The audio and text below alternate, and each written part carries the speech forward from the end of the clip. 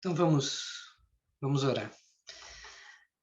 Pai Santo, nós queremos, ó Deus, exaltar o teu nome. O Senhor é maravilhoso, é o Deus dos deuses, o Senhor dos senhores, é o Deus do universo, é o Deus criador sobre todas as coisas, é o Deus que criou todas as coisas e é soberano sobre todas as coisas.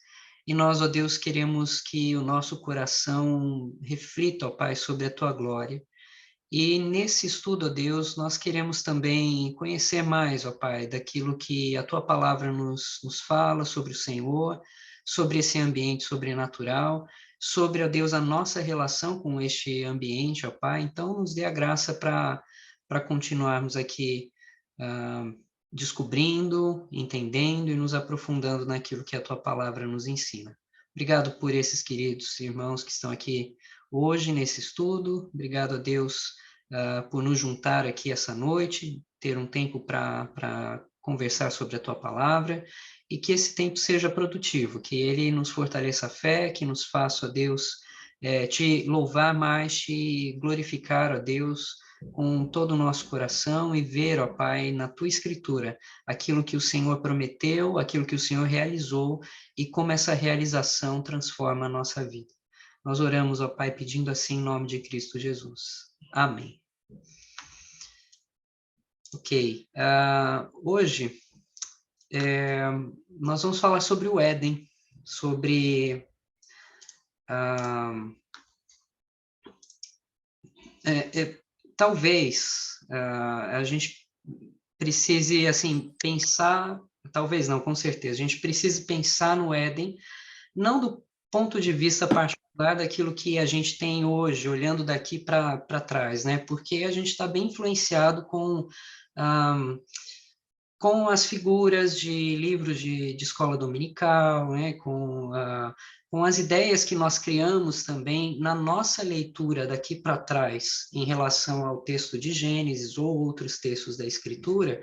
E hoje meu convite é trabalhar com vocês uma visão de lá para cá, né, ou seja, de como aquelas pessoas do passado enxergavam por meio de pequenos detalhes no texto bíblico. Como é que elas enxergavam esses detalhes e como esses detalhes, então, nos faz enxergar, a partir de agora, aquilo que o texto vê, né? Como eu disse, o primeiro pensamento que a gente tem em relação ao jardim sei lá, é Adão e Eva, né? Geralmente com aquelas folhinhas cobrindo as partes íntimas, né? Quer dizer, sempre uma folha de árvore, né, um arbusto e tal, e claro, é adequado que se faça isso mesmo de alguma forma, né? Mas essa é a figura que a gente cria do jardim, né? E, obviamente, o Éden, ele se tornou o lar de Adão e Eva, por um tempo, claro. E no texto de Gênesis 15, agora eu vou começar a mostrar algumas coisas aqui para vocês, se eu não perder a conexão.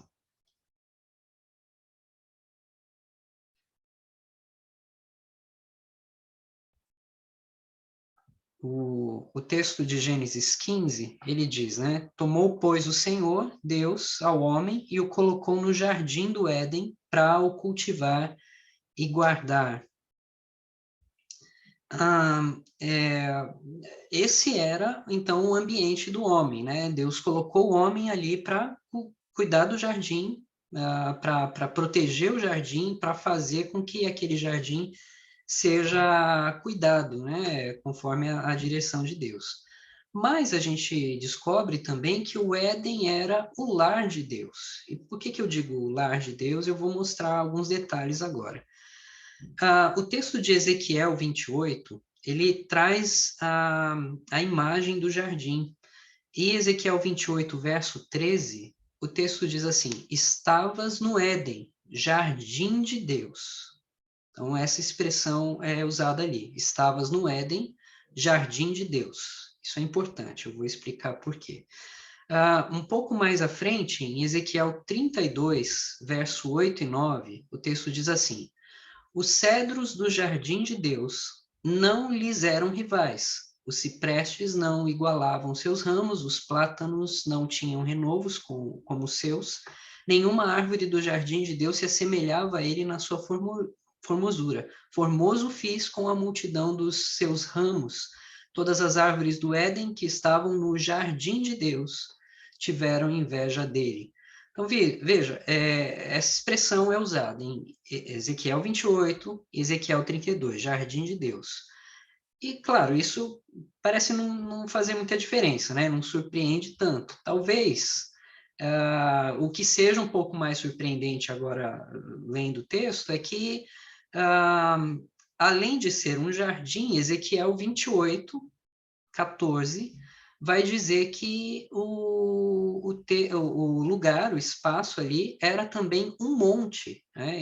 Ezequiel chama de um monte santo de Deus. Tu eras querubim da guarda ungido e te estabeleci, permanecias no monte santo de Deus, no brilho das pedras andavas.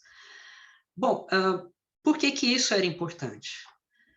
Era importante porque nas religiões da antiguidade, o lar dos deuses eram jardins luxuosos ou montanhas inacessíveis.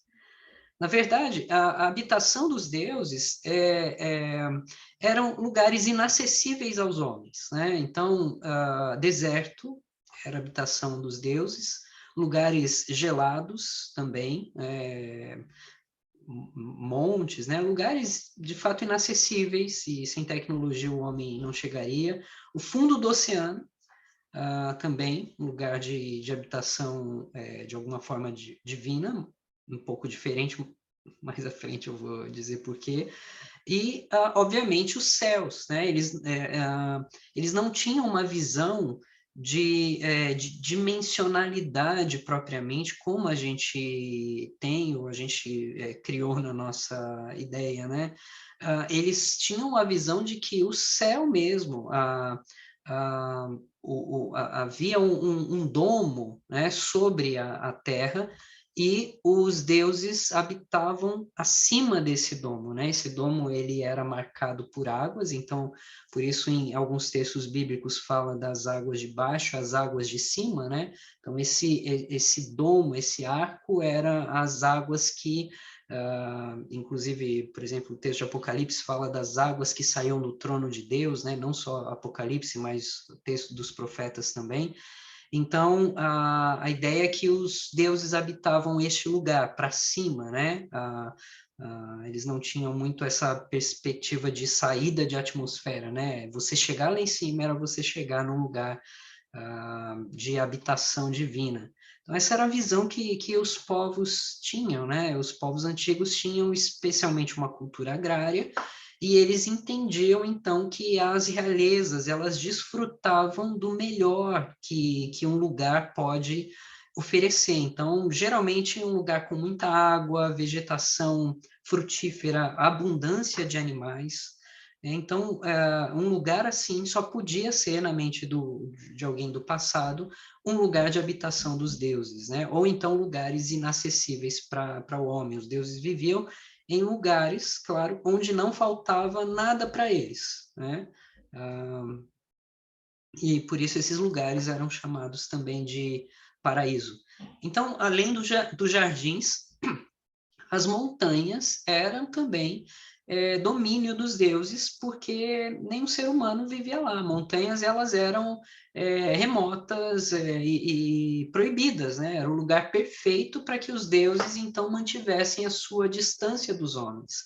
E as montanhas, elas apontavam como um lugar alto que tocava o céu, de alguma forma, que era, então, o principal domínio dos deuses.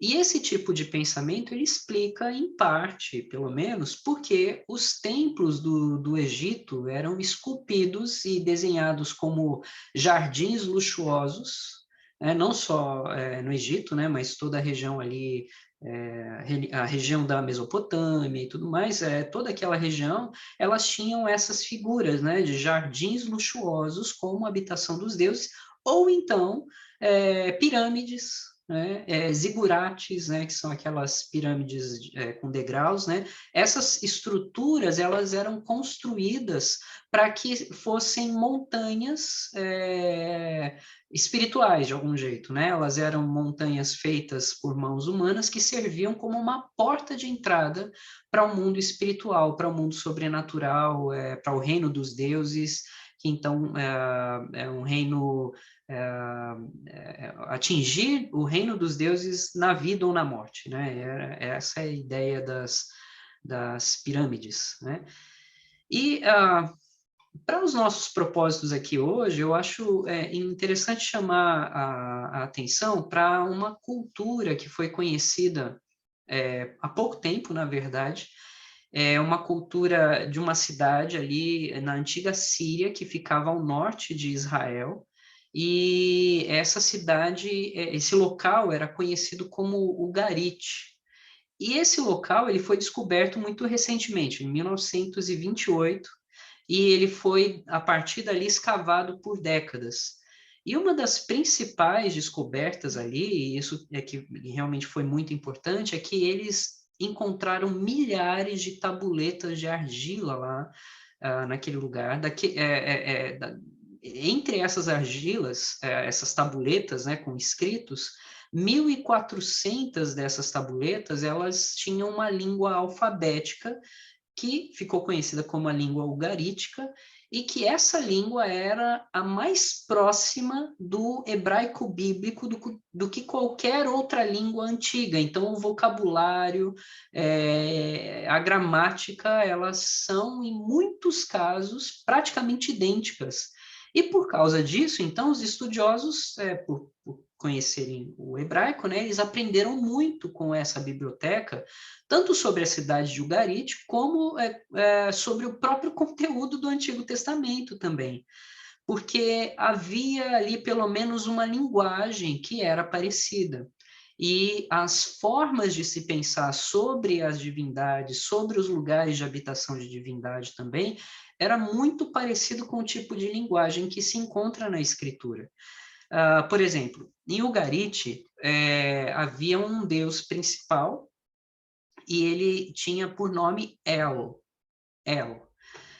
E é interessante que no Antigo Testamento, El também, que é vamos dizer assim, um diminutivo de Elohim, né? Mas apontando geralmente para um ser em particular, também era um nome usado no Antigo Testamento para se referir ao Deus de Israel. Agora, em Ugarit, El tinha um conselho divino, que os membros eram chamados de filhos de El, e ele tinha um corregente chamado Baal. Só abrindo um parênteses aqui, depois a gente vai ver que Yahvé, o nosso Deus, o Deus Supremo, o Criador, ele também tinha um corregente. Mas isso a gente vai ver um pouco mais à frente. Agora, os deveres de El e Baal, às vezes eles pareciam se sobrepor. E como o Ugarit ficava geograficamente perto de Israel, não era assim de se admirar que o culto a Baal tenha se tornado um problema para Israel. As descobertas em Ugarit, elas colocam toda essa história do Antigo Testamento em contexto para nós, né? Porque como eles estavam próximos, como as linguagens eram parecidas, os israelitas acabavam se apropriando daquela religiosidade de alguma maneira também para adorar, no caso, Baal, né? Em algumas ocasiões na história de Israel, como a gente sabe pelo Antigo Testamento. Agora, El e Baal, eles eram, para dizer o mínimo, né, muito diferentes no comportamento se comparados ao Senhor Deus de Israel.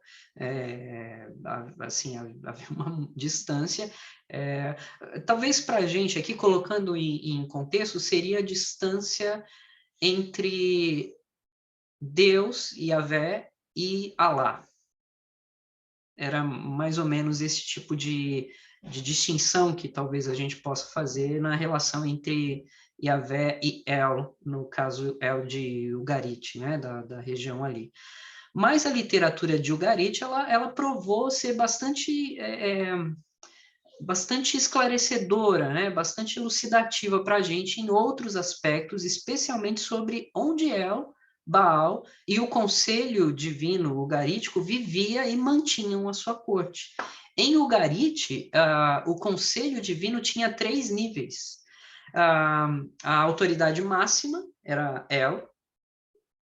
Depois dele, né? Então você tinha os filhos de El, e então você tinha os deuses mensageiros, né? Então, assim, novamente, a autoridade era El, e com ele o seu co-regente Baal, né? O vizir, né? O co-regente Baal. Debaixo você tinha os filhos de El, e embaixo, então, você tinha os deuses mensageiros chamados de Malachim. E o conselho de El, ele se reunia em uma montanha ou um jardim exuberante. E estes não eram lugares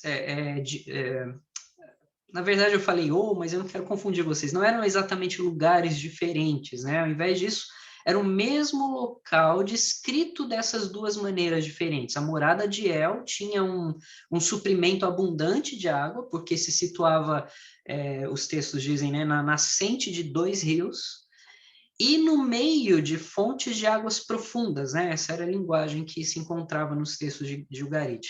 E o conselho divino se reunia, então, em um lugar chamado Tsapanu, as montanhas remotas do norte, porque Tsapanu significa norte.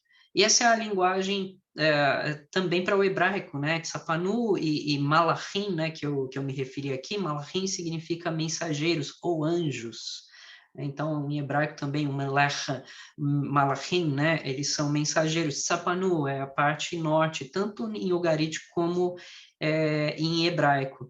E as reuniões do conselho, então, elas eram realizadas nas tendas de El ou no santuário de El, de onde eram emitidos, então, os decretos divinos para sua execução, né?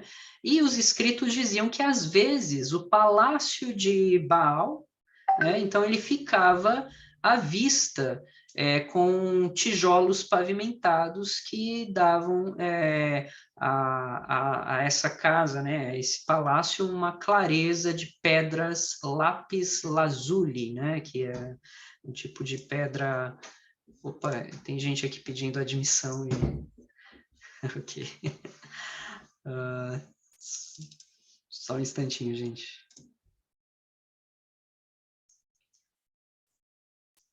Ok. Eu acho que aceitei todo mundo. Ok, voltando aqui. Então, a gente tinha essa história, né, do povo de Ugarit ali, e essa situação com El. Ok, tudo isso vai parecer familiar para alguém que leu o Antigo Testamento com cuidado, porque a Bíblia hebraica, ela usa as mesmas descrições para a morada e para o trono do Senhor. Então, a ideia que se tinha é que, assim, onde a divindade principal estava, ali estava o seu conselho com ela, né? Os outros seres que compunham esse conselho. E essa era a figura que se tinha também em relação ao Deus de Israel. O povo de Israel tinha essa visão também, porque isso era o imaginário das pessoas. Todo mundo pensava assim, eu acho que a gente tem que pensar assim também, porque essa é a mensagem da Escritura. Por exemplo, o texto de Isaías 6, né, verso 1 ao 3, traz essa visão do conselho divino e diz assim: no ano da morte do rei Uzias, eu vi o Senhor assentado sobre um alto e sublime trono, e as abas de suas vestes enchiam o templo. Serafins estavam por cima dele, cada um tinha 6 asas, com 2 cobria o rosto, com 2 cobria os seus pés, e com 2 voava. E clamavam uns para os outros, dizendo: Santo, Santo, Santo é o Senhor dos exércitos, toda a terra está cheia da sua glória. Então você veja, aí você tem Deus, mas cercado com seres celestiais, né, ao seu redor. E isso não era surpreendente, né? Lembrem-se da cena lá da última aula que a gente viu em 1 Reis 22, né, do verso 13 ao 28. A gente viu um dos encontros, né, então, revelados ali pelo profeta, como o encontro do conselho divino. E o Antigo Testamento ele tem essa estrutura de conselho também em 3 níveis, como tinha nessa figura ali do povo de Ugarite. Então, o Senhor está no topo, depois você tem a sua família, conhecida como os filhos de Deus, e que é a mais próxima ali na hierarquia, né? E depois você tem um nível mais baixo, reservado para os Elohim mensageiros, né? Ou os malachims, como eu falei, que é a palavra para anjos. E da mesma forma, a gente tem no Antigo Testamento a tenda do tabernáculo, a tenda do encontro, que ambas são mencionadas ali em Êxodo, até Juízes, né? Você tem esses lugares, e eles são paralelos claros, né? Com aquela ideia de um lugar onde Deus habita e determina os seus decretos, né?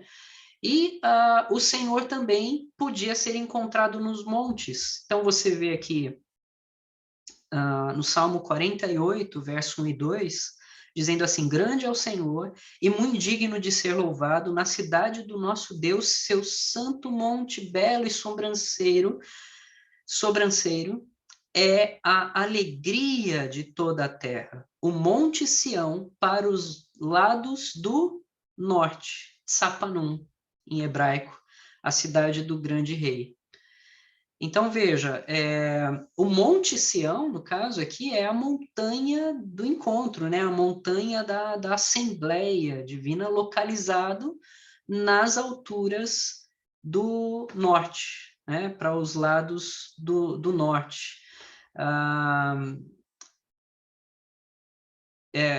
gente tem Isaías, sim, Isaías 14, verso 13, diz assim: tu dizias no teu coração, eu subirei ao céu, acima das estrelas de Deus, exaltarei o meu trono, e no monte da congregação me assentarei, nas extremidades do norte. Então veja que o texto aqui usa essa linguagem, né, do norte, um lugar para cima, sempre apontando o norte como um lugar de habitação divina, e a ideia de uma congregação, né, que se assenta ali no ambiente, na presença de Deus, né?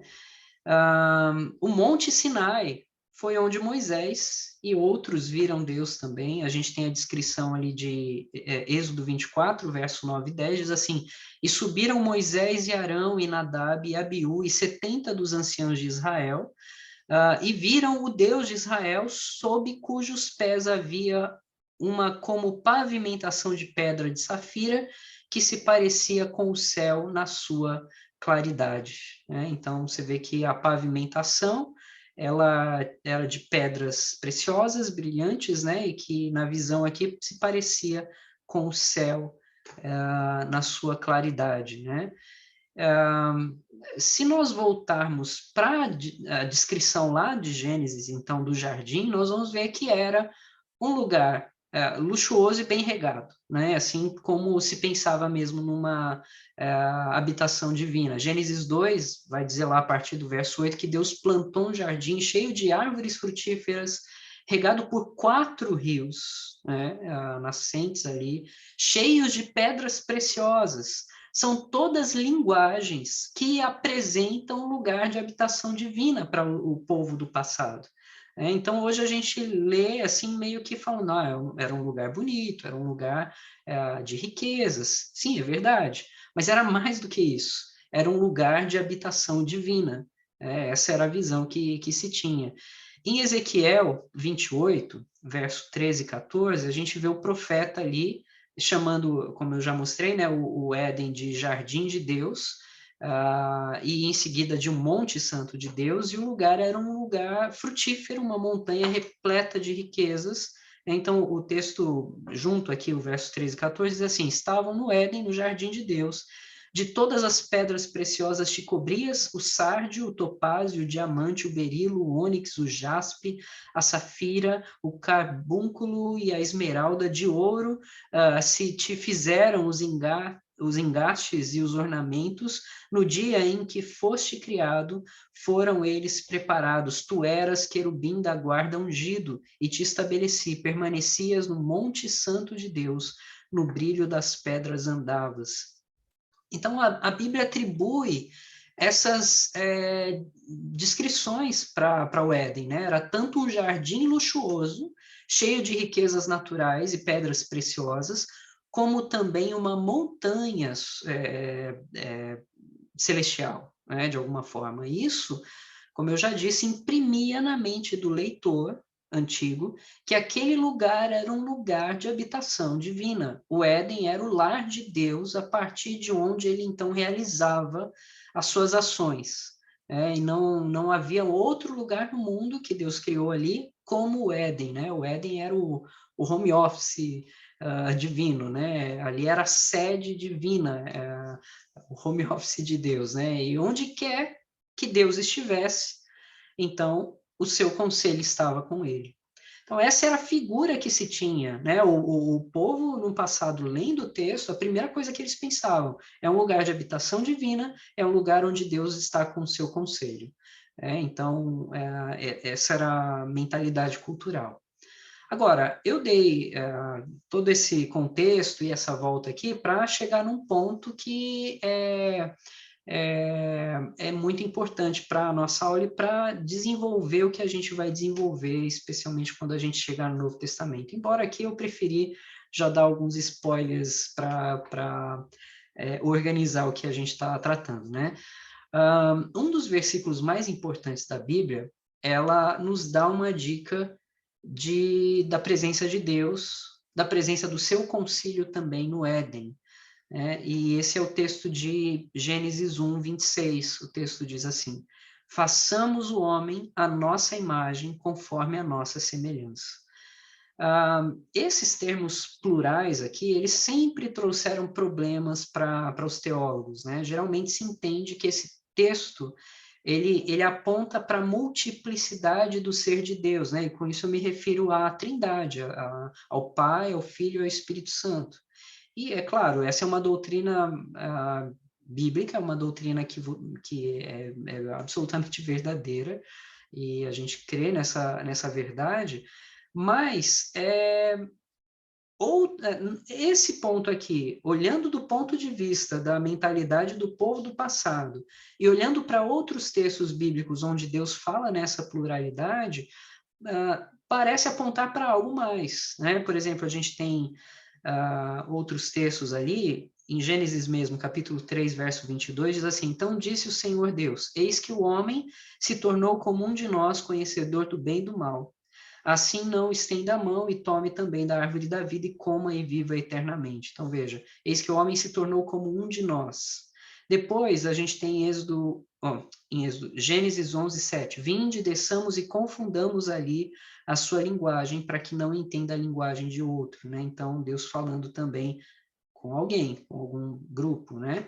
E depois a gente tem Isaías 6, né? Depois disso, ouvi a voz do Senhor que dizia: a quem enviarei, quem há de ir por nós? Disse eu: eis-me aqui, envia-me a mim.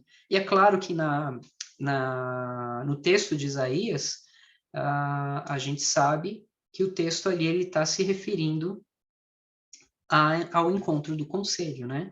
Então, assim, é claro, eu não quero, e por favor, meus irmãos, não façam isso, né? Vocês vão ouvir pregadores, né, falando desse termo aí, em termos de, Deus está apontando para a sua grandeza, para a multiplicidade no ser dele, né? Ele está falando com o Espírito, com o Filho, né? E façamos o homem à nossa imagem. E ok, nunca briguem por isso, porque em partes isso também é verdadeiro. Né? Agora, me parece, olhando para todo o quadro, de que Deus está com o seu conselho, falando com o conselho divino. Afinal, o livro de Jó vai nos contar lá no capítulo 38 que os seres divinos tinham sido criados antes de nós e eles assistiam e celebravam a criação de Deus, que, por exemplo, Jó 38, eu vou ler aqui do verso 4 ao 7, diz: Onde estavas tu quando eu lançava os fundamentos da terra? Diz-me, se tens entendimento, quem lhe pôs as medidas, se é que o sabes? Ou quem estendeu sobre ela o cordel, sobre que estão fundadas as suas bases? Ou quem lhe assentou a pedra angular, quando as estrelas da alva, juntas, alegremente cantavam e rejubilavam todos os filhos de Deus? Então, veja, Deus aqui fazendo uma pergunta para Jó e dizendo, olha, onde é que você estava quando eu criava todas as coisas? E enquanto eu criava, cantavam as estrelas da alva, né? Se alegravam e rejubilavam todos os filhos de Deus. Essa ideia de estrelas e tal, também coisa que a gente vai tratar mais à frente, mas você percebe que aqui existem então seres chamados filhos de Deus que estavam lá assistindo a criação.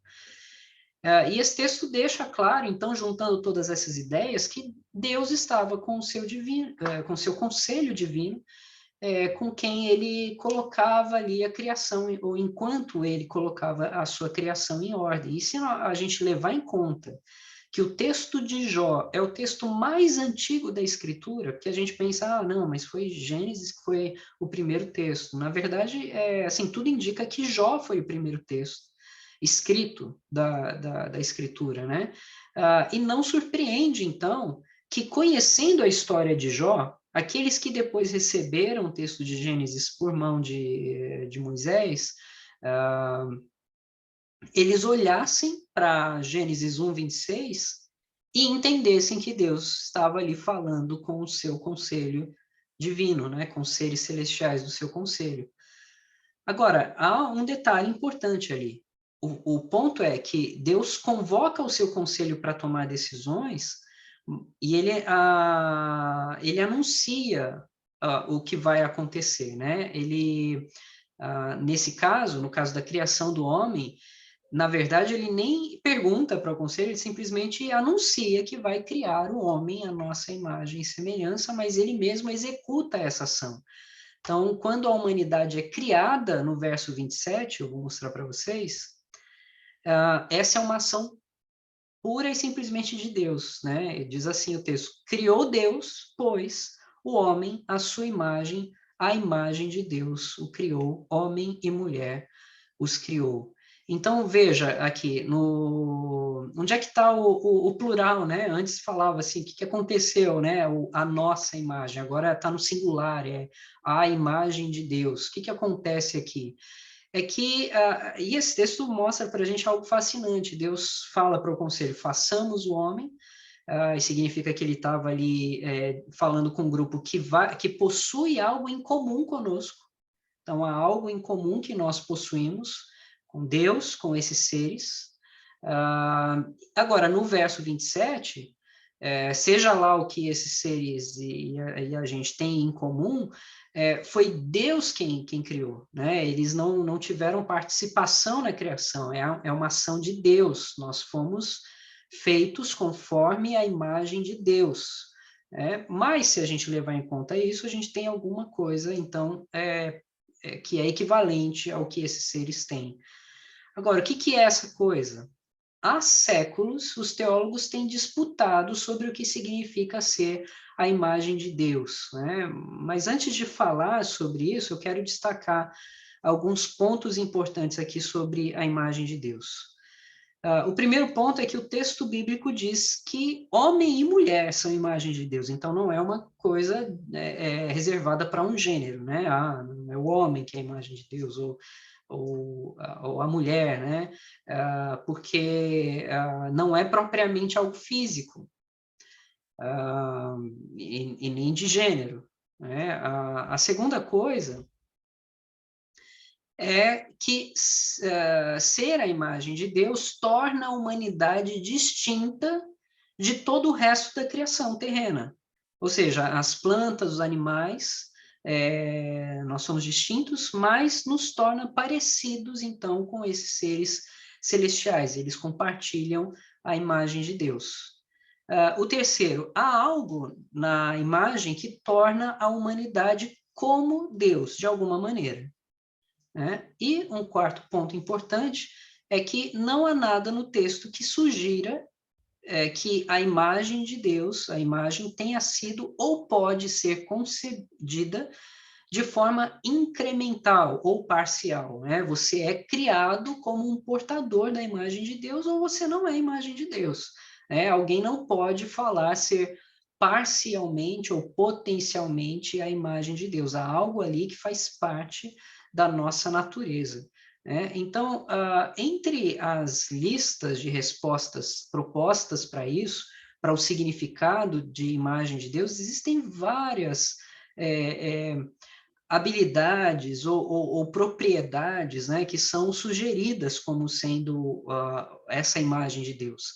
Inteligência, capacidade de raciocínio, emoções, comunhão com Deus, né, um relacionamento com Deus, autoconsciência, né, ou seja, consciência de si mesmo, alma, capacidade de linguagem, no caso, comunicação ou livre-arbítrio, né, como alguns colocam também. Agora, o problema em definir a imagem de Deus por qualquer dessas qualidades é que alguns animais possuem essas habilidades também, embora não na mesma medida, né, dos seres humanos. Se algum animal aprender algo que seja contrário ao seu instinto, isso revela uma certa capacidade mental, né? Então, os animais têm também uma capacidade mental. Animais também respondem de forma emotiva, né? Quem já teve um bichinho, quem tem, sabe disso. E Gênesis 2:7 diz assim, né? Então formou o Senhor Deus ao homem do pó da terra, e lhe soprou nas narinas o fôlego de vida, e o homem passou a ser nefesh, alma vivente. Ali o termo hebraico é nefesh. E em Gênesis 1:30, na criação do homem, diz assim: e a todos os animais da terra, e a todas as aves do céu, e a todos os répteis da terra, em que há fôlego, nefesh, de vida. Toda erva verde lhe será para mantimento, e assim se fez. Então veja, lá em Gênesis 2:7, falando da criação do homem, Gênesis 1:30, falando ali no caso da criação dos animais, fala que tanto homem como animal tem alma, nefesh. Então, ela não se refere à alma propriamente, porque os animais também compartilham. E os animais também têm capacidade de comunicação, né? É claro, não uma comunicação extensiva como a nossa, mas eles se comunicam de alguma forma. Quem me conhece há bastante tempo sabe que eu defendia no passado uma ideia de que essa imagem de Deus era a capacidade de raciocínio. Essa era a minha defesa, né? Que ser a imagem de Deus era ser um ser racional. Agora, e se de alguma forma for comprovado que um feto não tem a capacidade de raciocínio, ele não é a imagem de Deus? Mas a Bíblia trata a vida humana como sagrada em qualquer condição, né? E se alguém perde a capacidade de raciocínio, ele deixa de ser a imagem de Deus? Então, todas essas propostas sugeridas, elas parecem assim inadequadas, mesmo aquela que a minha era, né, no caso a minha preferida. Ela parece que a resposta ela vai se revelar de alguma forma, mais uma vez, se a gente voltar no entendimento da cultura do passado. E, de fato, ali a gente encontra algumas coisas importantes para nos responder o que significa isso. Tanto os egípcios como os assírios, né, os babilônicos e tal, eles descreviam os seus reis como imagem de Deus ou dos deuses, né? Os reis eram a imagem de Deus. Isso significava que aqueles que exerciam domínio, eles eram os representantes de Deus na Terra. Então, ser imagem de Deus era ser alguém que representa o ser de Deus, a pessoa de Deus, ou dos deuses, no caso dos egípcios e assírios, né, na Terra. Agora, qual que é o grande ponto de virada da Escritura? Enquanto os egípcios costumavam falar dos reis e das suas dinastias, né, como sendo a imagem de Deus, a Bíblia diz que todo ser humano é feito à imagem de Deus. Então, lembrem-se que Gênesis é escrito logo na saída do Egito. Então, o povo de Israel foi aculturado a pensar que ser imagem de Deus é somente algo reservado para os reis, para uma dinastia, né? Para uma continuidade ali dos faraós, né? Ou coisa do tipo, ou para os povos das regiões ao redor, os reis, eles são imagem de Deus. Agora, a Bíblia diz que não, é que todo homem é imagem de Deus, todos nós somos imagens de Deus na Terra, ou, se preferir, representantes de Deus na Terra. Por isso, a imagem de Deus não se trata de uma habilidade, mas de um status, de uma posição. E qual é essa posição? É a posição de domínio. É por isso que o texto continua para dizer, lá em Gênesis 1:28, né, na sequência da criação do homem, que Deus os abençoou e lhes disse: sede fecundos, multiplicai-vos, enchei a terra e veja, sujeitai-a, dominai sobre os peixes do mar, sobre as aves do céu e sobre todo o animal que rasteja sobre a terra. Então, assim como os egípcios e os assírios acreditavam que os reis eram imagem de Deus ou dos deuses, e que por isso eles tinham o direito de exercer domínio, Deus está comunicando que todo ser humano tem esse status e, por isso, o direito e o dever, na verdade, de exercer o domínio sobre a criação. É também por esse motivo que o Salmo 8 diz assim, né? Que é o homem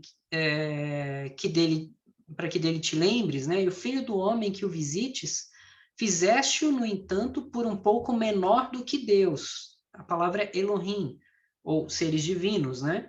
E de glória e honra o coroaste, deste-lhe domínio sobre as obras da tua mão e sobre os seus pés tudo lhe puseste, ovelhas e bois e todos e também os animais do campo, as aves do céu, os peixes do mar e tudo que percorre as sendas dos mares. Então, veja, o homem é feito à imagem de Deus, ele é, embora um pouco menor do que Elohim, mas ele tem domínio sobre as coisas que Deus criou. E por que que eu estou aqui trabalhando com essa linguagem do Elohim? Lembra, semana passada a gente falou que Elohim se referia a todos os seres nesse ambiente sobrenatural. Todos eles, de alguma forma, eram chamados de Elohim. E me parece que a nossa tradução para Deus, no sentido de ser Yahvé, né, o Deus Supremo, não se encaixa exatamente no Salmo 8, porque depois a gente tem em Hebreus lá 2:7, citando o Salmo dizendo assim: fizeste-o por um pouco menor que os anjos, de glória e de honra o coroaste, e o constituíste sobre as obras das tuas mãos. Hebreus ali então usa a expressão menor que os anjos. Por que essa diferença? Porque Hebreus está usando a Septuaginta, no caso é a tradução grega do Antigo Testamento. E na tradução grega, os tradutores ali, os especialistas que fizeram essa tradução que foi usada pelos apóstolos, por Jesus e tudo mais, eles entendiam que Elohim, no Salmo 8, não se referia, no caso, ao Deus Supremo, mas a seres divinos, e por isso eles traduziram como anjos. Então, só voltando aqui, o nosso ponto nós temos um status de co-governantes ou de representantes de Deus na Terra. Nós somos a imagem de Deus para a criação. Nós somos os representantes responsáveis por supervisionar a Terra, administrar os seus recursos, aproveitar desses recursos para o benefício de todos que são igualmente imagens de Deus. Então, isso é um ponto importante e talvez mude um pouco a sua perspectiva sobre o que significa ser imagem de Deus, e deve mudar mesmo, né? Sobre quem você é diante do mundo, diante dos homens. Nós somos a imagem de Deus, representantes de Deus um para o outro, né? Agora, há um significado nisso tudo que eu espero que você vá já desembrulhando aqui, né? Os seres humanos, eles são, basicamente, no caso, o concílio de Deus na Terra. Nós fomos criados para viver na presença de Deus juntamente com a sua família celestial. E nós fomos criados para adorá-lo e para servi-lo para sempre. Eu estou falando aqui do ambiente do Éden, né? Então, no Éden, era o local onde essas duas famílias estavam reunidas.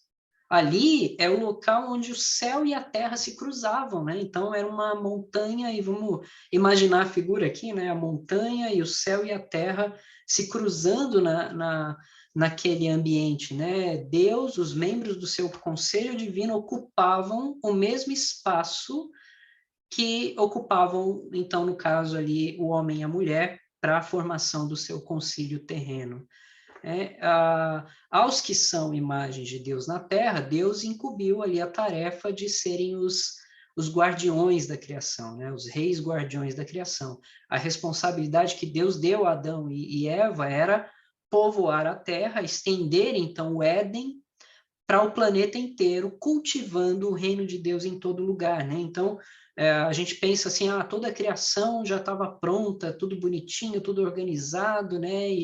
E a bagunça veio depois. Não é exatamente assim. Sim, Deus criou todas as coisas, mas o jardim em particular era um jardim preparado, era um lugar assim organizado, era um lugar bonito, um lugar agradável, um lugar onde as coisas já estavam no seu lugar, e a responsabilidade de Adão e Eva era fazer com que aquele lugar fosse, ou seja, toda a organização do Éden fosse se estendendo por toda a Terra. De alguma forma ainda é nossa responsabilidade, né?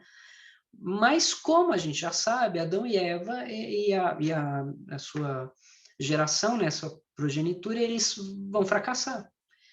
A imagem de Deus, então, a humanidade, ela peca, ela desobedece a Deus, e se não houvesse ocorrido isso, se isso não tivesse acontecido, a Terra, ela teria se transformado gradativamente em um Éden global. Nós teríamos uma vida eterna em um planeta gradativamente aperfeiçoado e organizado, vivendo na presença de Deus e da sua família espiritual. Mas nós fomos separados de Deus por causa da deslealdade, né, do pecado, por causa da desobediência, e nós, então, nos tornamos destinados à morte. E é por isso que a gente precisa de salvação. A salvação, ela inverte essa separação de Deus e da sua família divina, né? A ideia, então, que a gente vai encontrar lá no Novo Testamento, mais à frente, é exatamente a resolução dessas coisas. Mas, apesar disso, a gente não perdeu a imagem de Deus. A gente se tornou, vamos colocar assim, nós nos tornamos maus representantes de Deus na Terra. A gente não perde a imagem, o status, mas a gente se torna maus representantes. Isso envolve o nosso fracasso em todas as formas de relacionamento, né? Seja no relacionamento com Deus, seja no relacionamento uns com os outros, ou no relacionamento com o mundo mesmo, com as coisas criadas. Então, a gente perde, vamos dizer assim, a gente mancha essa imagem, a gente representa mal a Deus por causa dessa condição de afastamento. Então, a obra de Cristo, ela vem justamente para resolver, para ajustar a nossa posição como representantes de Deus e para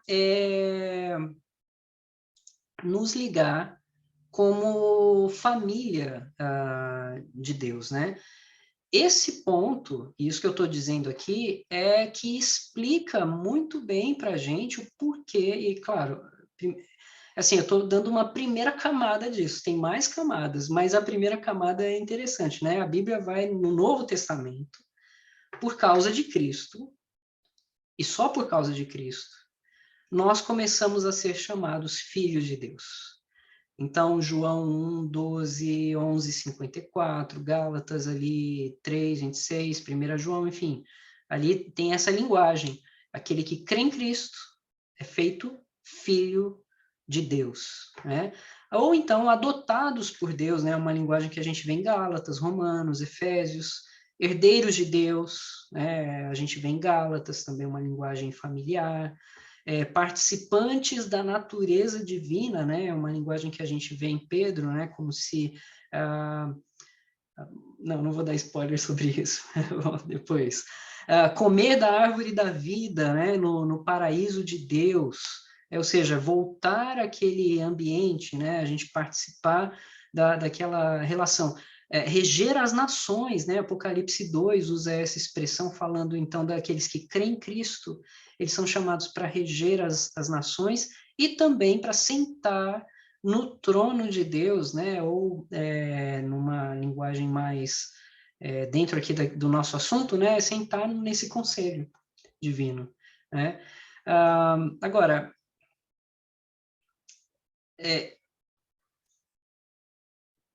eu estou me segurando aqui porque tem muita coisa para falar sobre esses pontos, mas nós é isso que, de alguma forma, nós vamos fazer no porvir, né, exercer domínio sobre um Éden global, desfrutando daquilo que Adão e Eva foram originalmente destinados a fazer, né, a ajudar, a produzir, a essência da vida eterna, para ficar bem claro aqui, não é cantar com harpas, né, 24 horas, 7 dias por semana. Eu espero que a gente cante muito.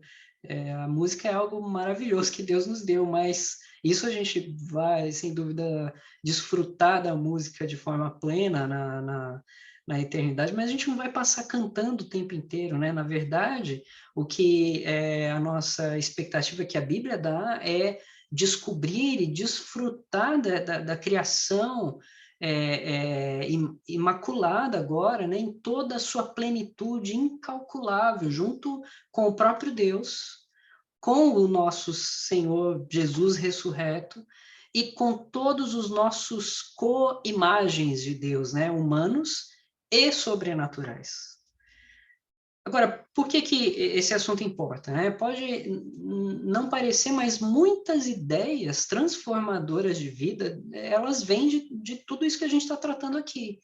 Então, viver com a consciência de que nós somos representantes de Deus e nós avançamos os seus planos, mesmo que ainda nós não enxerguemos todo o plano, muda a forma como a gente enfrenta o nosso dia a dia, né? Nós somos representantes de Deus um para o outro. Nós somos chamados por Deus para exercer certas coisas uns para os outros, né? Então, a proposta de Deus era transformar a terra inteira no Éden. Deus queria que os homens participassem na expansão, né, do seu bom reinado sobre toda a terra, assim como esse reinado acontecia no Éden. Então, ele disse para Adão e Eva que tivessem filhos, que se tornassem senhores e guardiões da criação, né? Lá em Gênesis 1, 26, 28. E esse mandamento ele não foi esquecido por Deus depois da queda, né? Aliás, ele foi repetido em... Opa, eu não coloquei o texto aqui, mas ele foi repetido lá em Gênesis 9. Gênesis 9, 1 diz assim: abençoou Deus a Noé e a seus filhos e lhes disse, sede fecundos e multiplicai-vos. Então Deus repete, mesmo depois da queda, um chamado que foi o chamado que Deus tinha dado a Adão. Então, embora nós tenhamos perdido o Éden, né, o acesso ao Éden, Deus pretende restaurar o Éden. Em última instância, o seu domínio, o seu reino, ele retornará em plenitude quando Jesus voltar e Deus vai criar, então, novo céu e nova terra, né? Uma terra que, segundo Apocalipse 21 e 22, né, vai ser como o Éden. E enquanto isso, a gente pode espalhar a verdade de Deus e o evangelho de Jesus por toda parte, né? A gente espalha a mensagem do reino, convocando então os servos de Deus, agentes do reino, né? Os filhos de Deus em todo o mundo. No mundo desviado da vida e da adoração ao verdadeiro Deus, o nosso trabalho de expansão do reino ele agora é um trabalho focado na atenção da pregação do evangelho. É claro que outras coisas, mas a gente tem que cuidar da natureza, sim, sem dúvida. A gente tem que fazer o melhor com aquilo que Deus dá, absolutamente, sem dúvida. A gente tem que fazer tudo isso, é também o nosso chamado. Mas, particularmente, o nosso chamado de trabalho no reino é por meio da pregação e da convocação dos filhos de Deus, né? Além disso, antes de Cristo, né, nós éramos imagens de Deus, mas maus representantes dele. Agora, em Cristo, nós nos tornamos melhores representantes de Deus por toda parte. Como cristãos, agora, a gente tem a ajuda do Espírito Santo para manifestar o status da imagem divina de uma forma diferenciada. Enquanto os homens ainda estão com essa imagem distorcida, nós somos um vislumbre da vida com Deus no meio de um mundo sem Deus. Então, a Bíblia vai usar várias vezes linguagens desse destaque, né, de nós como luzeiros no mundo e tudo mais, porque nós somos agentes, agora representantes de Deus, como que havendo uma vida celestial em nós mesmos, né, como seres celestiais encarnados de alguma forma. Né? Nós somos agentes de Deus para restaurar o seu reino aqui e agora, ao mesmo tempo que a gente anseia o dia em que Jesus conduzirá esse plano ao seu auge, né, ao seu ponto mais alto. Mas o entendimento de que todo ser humano foi criado à imagem de Deus também deve nos fazer considerar a vida humana sagrada, né? Ela é sagrada. Isso deve não só nos dirigir para decisões éticas sobre a vida e a morte, mas também impactar a forma como a gente se relaciona uns com os outros. Por exemplo, não há espaço para racismo no mundo de Deus, não há espaço para aborto, né, no mundo de Deus. Além disso, a injustiça é incompatível com a nossa representação de Deus, o abuso de poder, de qualquer tipo, físico, abuso de poder físico, abuso de poder financeiro, abuso de poder moral, sexual, emocional, em qualquer lugar, seja no trabalho, em casa, governo, qualquer lugar, é sempre ímpio e sempre desonra quem nós somos e quem os outros são. Não foi assim que Deus lidou com seus filhos no Éden, não é assim que a gente lida com qualquer um que seja imagem de Deus. Então, isso deve impactar muito a nossa vida, a forma como a gente se relaciona com as pessoas, a forma como a gente pensa de nós mesmos e dos outros também. E, por fim, representar Deus significa que todo trabalho que o honre é um chamado espiritual também, né? Toda tarefa legítima pode fazer parte do avanço do nosso mundo para algo mais próximo do Éden, para um benefício de todos que são imagem de Deus. Deus não considera as pessoas, vamos dizer assim, as pessoas no ministério, né, um pastor, mais santas nem mais especiais por causa da descrição do cargo.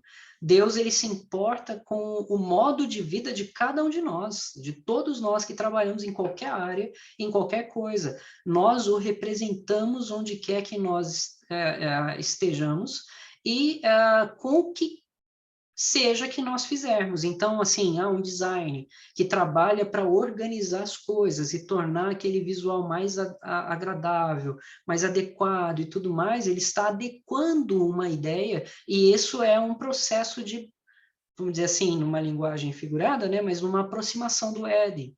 Alguém que limpa a casa, que arruma as coisas, que coloca as coisas em ordem, é uma aproximação da ordem do Éden, né? Então, assim, escrever um texto organizado, organizar uma planilha de alguma forma, são representações de um chamado de organização que faz parte daquele chamado do Éden.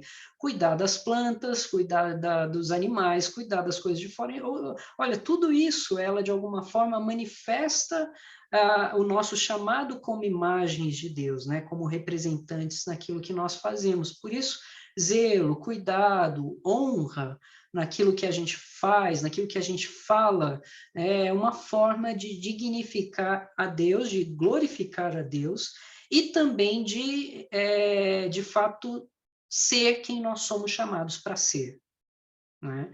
Agora, na mesma proporção espetacular que foi a proposta de Deus para expandir o Éden, também foi a proporção do desastre que foi resultado ali da deslealdade divina e humana que aconteceu naquele lugar. Ou seja, tanto da parte de uma família quanto de outra, houve deslealdade. E, na verdade, a Bíblia vai apontar que há 3 grandes momentos de rebelião divina e humana que precisam ser revertidos pela obra de Cristo. Mas a gente vai tratar disso na próxima aula. Ok? Então, hoje, o meu ponto aqui era apresentar essas ideias, e agora a gente tem o nosso tempinho de perguntas e respostas. Como eu falei, eu vou tentar responder o que eu puder, mas aquilo que vai ficar para frente, que eu vou falar com mais detalhes, eu vou dar um skip, né? Para a gente tratar mais à frente. Ok? Alguma pergunta? Coloquei aí no chat, pastor. Levando em consideração o conselho divino, podemos também dizer que os profetas serviam a este conselho celestial, ou melhor, assistiam e tomavam parte desse conselho. Se isso é fato, então podemos dizer que eles nos deixaram relatados certas nuances do que acontecia nesse conselho. Olha, nas visões, eles tinham visões, né? Então, nas visões eles tiveram de fato, uma visão desse conselho, eles viram esse conselho acontecer, então isso de fato aconteceu. No caso de alguns profetas, eles estiveram presentes, né, de alguma maneira nessas reuniões. Agora, se foi em termos de visão, se foi em termos de presença pessoal, eu acho que as duas coisas. Eu diria que em algumas ocasiões foi presença pessoal mesmo. Talvez no caso de Isaías, lá em Isaías 6 que a gente leu, uma presença pessoal ali. No caso de Ezequiel, que enxerga o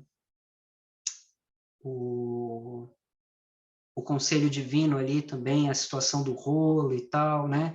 No caso, talvez no caso de João, é uma dúvida, né? Porque João em Apocalipse ele diz que ele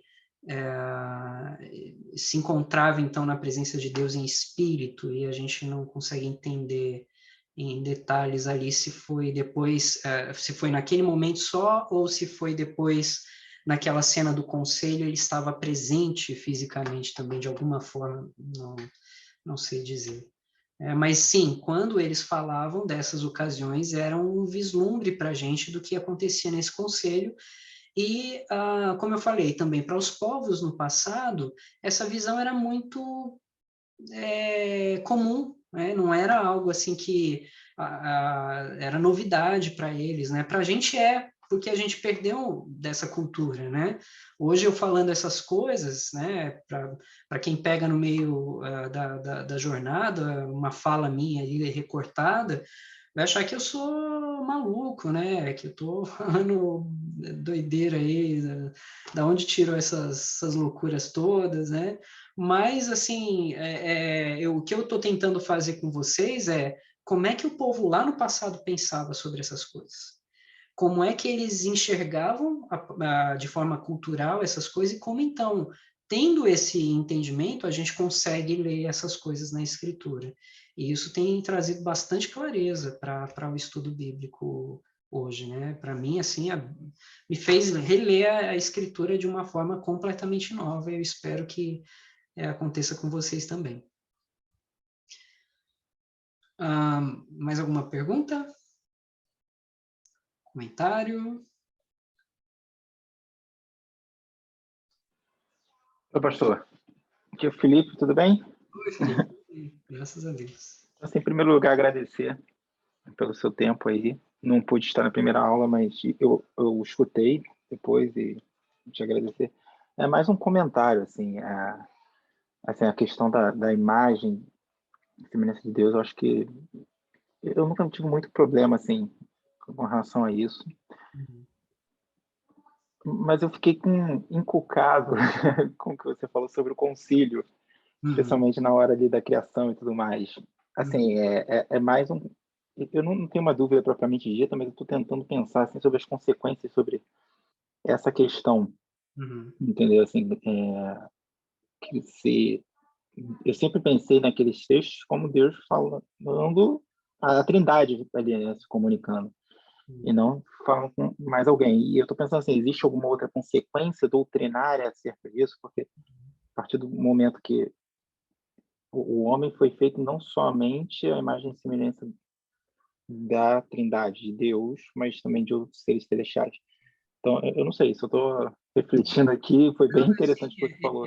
eu tenho absoluta certeza que de tudo que eu falei hoje, esse ponto é o mais polêmico e o mais delicado, mais perigoso, né? Até por isso que no meio da minha fala eu falei, olha, gente, não vai brigar com ninguém quanto a isso e tal, porque eu sei que é um assunto delicado, né?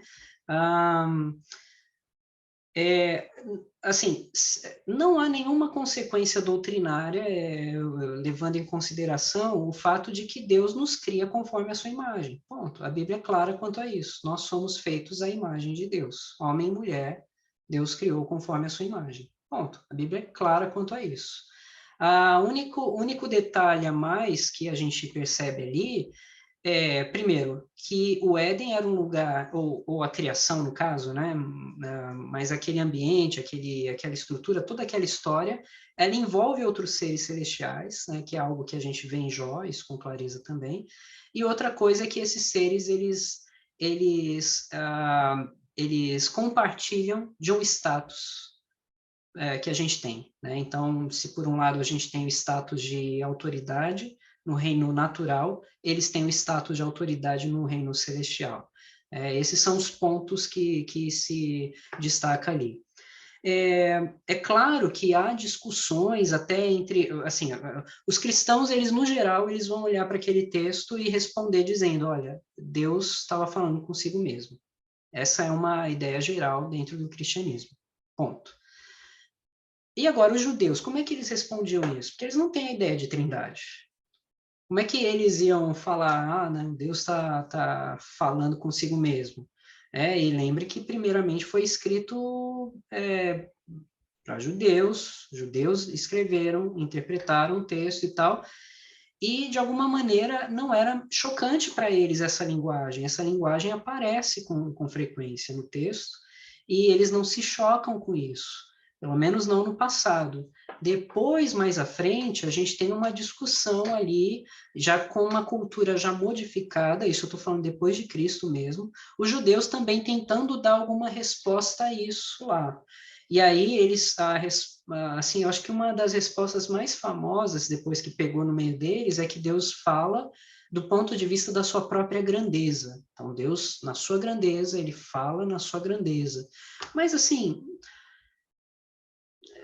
por que só naqueles momentos? Deus, ele é grande, ele é excelso, ele é o último, no sentido máximo da expressão, e ele sempre que fala, ele fala na sua grandeza. Não é porque ele fala no singular que ele deixa de falar na sua grandeza divina. E por que só naqueles pontos em particular que a gente encontra na linguagem hebraica, né? Em pontos que, como eu expliquei durante a aula, para o povo no passado, era um lugar onde, assim, de imediato eles falavam, Deus está ali com o seu conselho.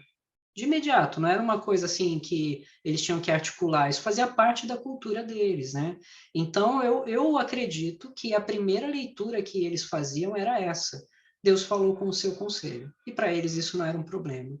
Agora, não é um ponto que a gente precisa ficar brigando, né? Também, não é um ponto assim, nossa, se não entender isso e se não pegar isso, vai perder todo o assunto. Não, aliás, assim, todo mundo aqui está plenamente livre para discordar de qualquer ponto que seja, né? E falar, não, pastor, eu não consigo ver assim, não vejo assim, e ok, a gente vai continuar sendo irmão na fé, a não ser que vocês discordem de pontos fundamentais da fé cristã. Aí a gente vai ter um pequeno probleminha, né? A gente vai organizar as coisas para pensar nesses pontos fundamentais que eles realmente são de distinção eterna, né? É que eu só achei curioso, porque assim, eu cresci em lar evangélico, assim, né? Meu avô é pastor, meu pai é pastor e tudo, né? Só que assim, aí dá um estalo assim, pô, será que Deus estava falando com mais uma pessoa? Só achei curioso, mas assim, de novo, parabéns, assim, é só um comentário, não é nenhuma dúvida, e achei bem legal. Ah, legal, que bom. Pastor, deixa, eu tô tentando trazer à memória várias coisas, textos bíblicos e tudo mais tal. E algumas coisas faz sentido, a gente pensa que o Deus, nosso Deus, é um Deus de relacionamento, né? E olhando assim, não faz sentido, e a gente, acho que todos nós concordamos que existem seres celestiais, né? Não faz sentido Deus nos convidar como humanos para arrazoar com ele, porque eu não lembro, eu não consigo achar o texto onde fala, mas fala, Deus convidando, vinde arrazoar, né? Vem discutir comigo, né?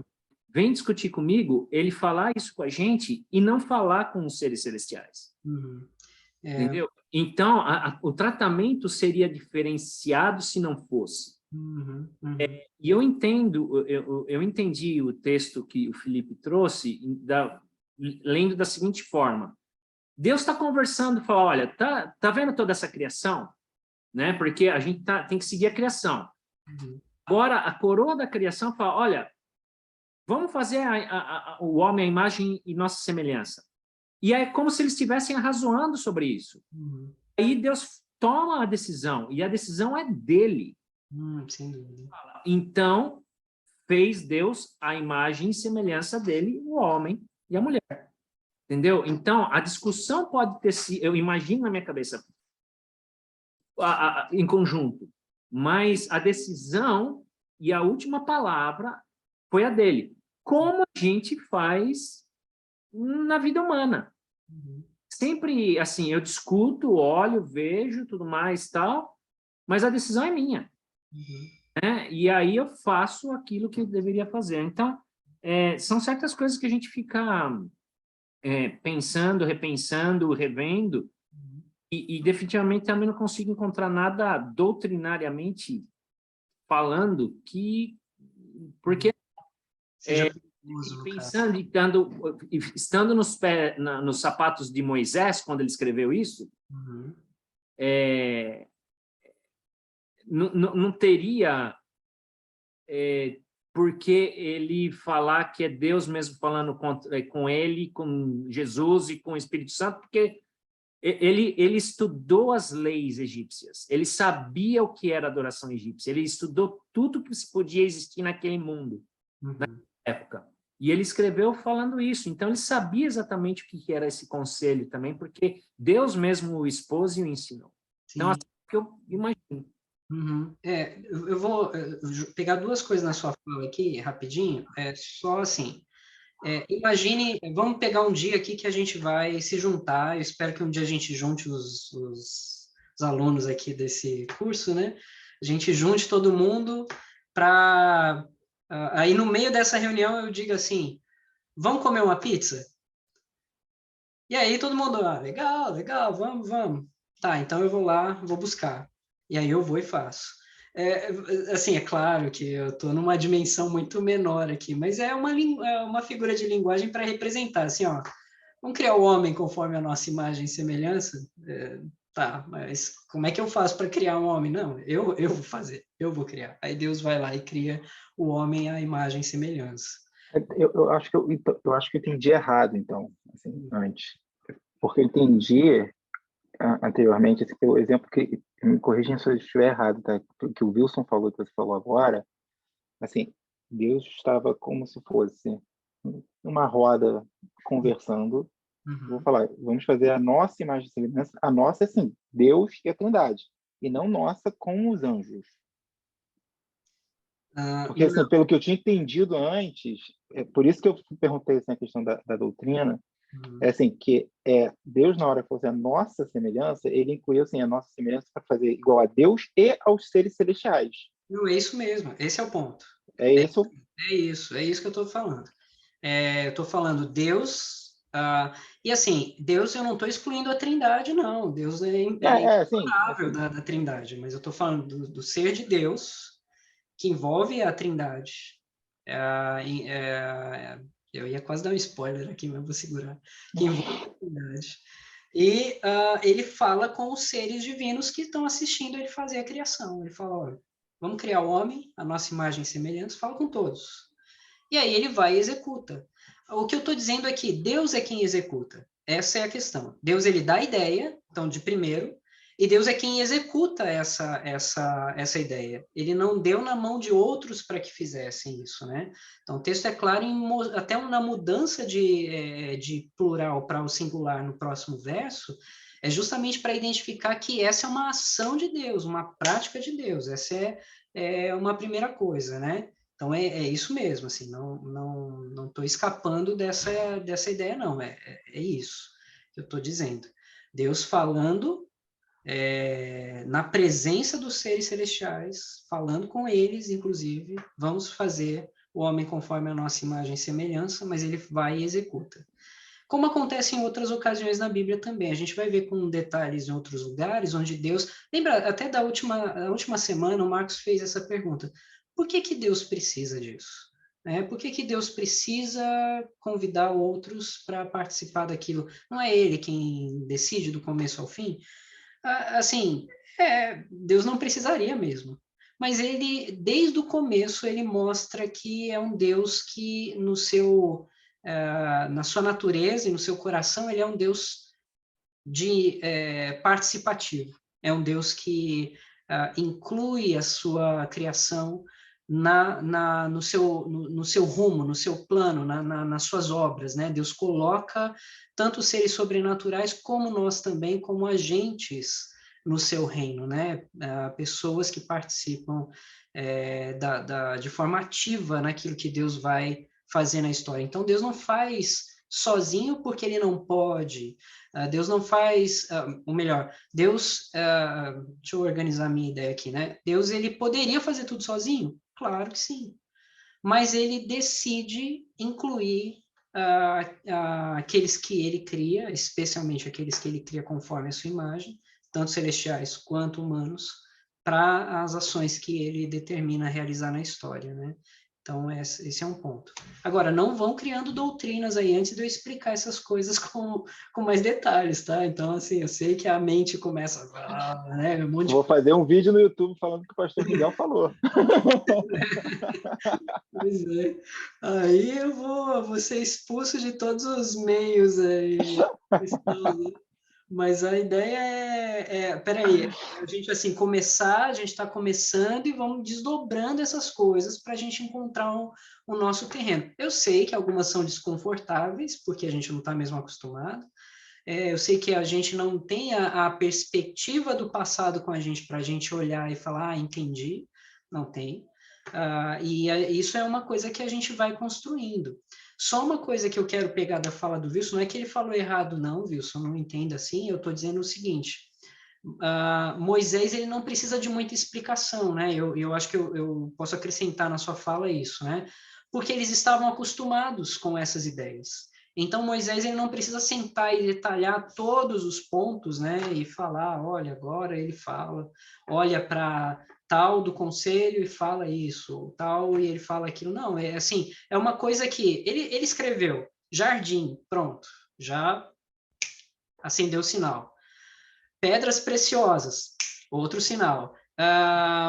Nascente de rio, outro sinal. Enfim, presença de Deus andando no jardim, outra coisa. Querubim, tá, serafim, depois a gente vai ver com mais detalhe isso na próxima aula. Outra coisa, então assim, quem está lá e entendendo da cultura, eles já sabem. Provavelmente Ezequiel ele não precisou de uma visão sobrenatural para chamar o Éden de montanha de Deus. porque ele sabia que era. Para eles tinha que ser, sabe? Eram esses lugares. Mas essa não é a nossa leitura, a gente não capta essas coisas com facilidade. A gente só fala, era um lugar bonito, era um lugar agradável, era um lugar seguro, era um lugar rico, né? E lugares assim a gente pode encontrar em outros também, talvez, né, na nossa ideia. Mas para eles não, eles estão capturando todas as linguagens ali e tá falando de um ambiente divino. Né? Então é diferente a gente ler quando a gente captura a cultura do passado e a gente começa a enxergar esses detalhes na escritura também, né? Então, aquilo que eu falei do Reino do Norte, a gente vai explorar bastante isso, a questão do norte e tal, né? A gente vai falar da região de Bazan também, que é uma região muito importante para esse assunto do sobrenatural, a gente também vai tratar desse assunto. Então, o que eu estou dizendo é que, capturando detalhes que a gente encontra na cultura do passado, e agora lendo a escritura, tem coisas que certamente a gente não viu, e não veria, assim, só lendo a partir da nossa cultura, né? A gente precisa de uma revisão nesses pontos. E eu sei que isso traz um certo desconforto mesmo, que a gente já cria no nosso imaginário, né? Um tipo de figura, né? Um tipo de lugar, por exemplo, quem aqui, como eu falei, a gente tem a imagem de escola dominical, do Éden, os animais e tal. Em que revista de escola dominical a gente tem seres celestiais povoando aquele ambiente, né? E interagindo com o homem?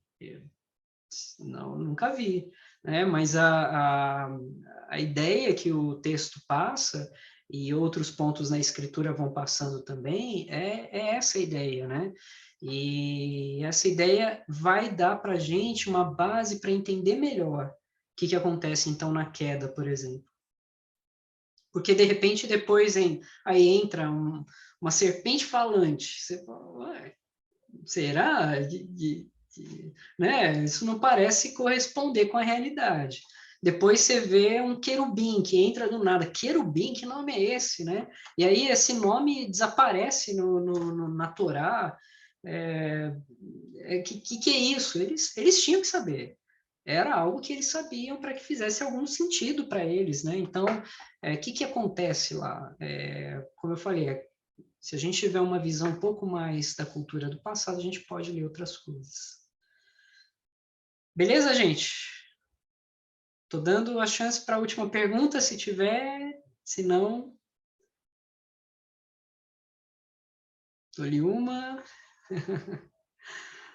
Duas. Então, ok. Eu acho que é isso por hoje. Agradeço a presença de vocês. Espero que não tenha trazido nenhuma confusão. Fiquem em paz, a gente vai resolver algumas confusões que porventura surgirem, né? Mas espero que vocês continuem acompanhando aqui ao vivo também as aulas, porque isso vai enriquecer bastante a nossa discussão. Bom? Então, obrigado novamente. Deus abençoe. Obrigada, pastor Miguel.